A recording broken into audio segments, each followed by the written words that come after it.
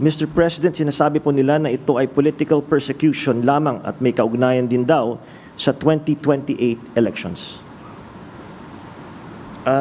Okay, well, I'm sure sasabihin nila yan.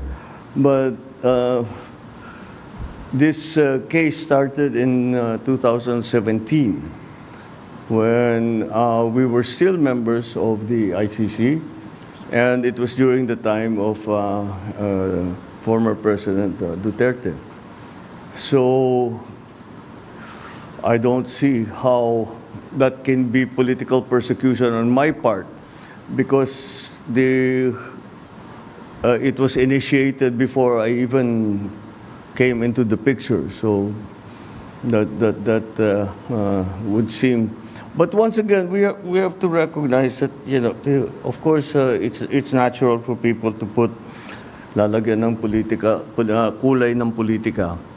Pero sinundan lang natin yung ICC, yung Interpol. Wala tayong, hindi natin kinakausap yung ICC. Marami silang hinihingi sa atin ng mga dokumento, wala kaming binigay. Yun lamang, hindi natin mahindian ang Interpol. Pag sinabi sa atin, tulungan nyo kami, kailangan namin kunin itong taong ito. Dahil, kung maalala ninyo, lahat ng mga tumakas dito sa Pilipinas, kagaya ni Alice Go, kagaya ni Arnie Tevez, kung sino-sino pa, pati naman yung mga human trafficking sa Myanmar, pati sa mga madadamay. Sinong tumulong sa atin para makita natin yung mga ating kababayan na inaapi at ginagamit sa masamang paraan? Ang Interpol.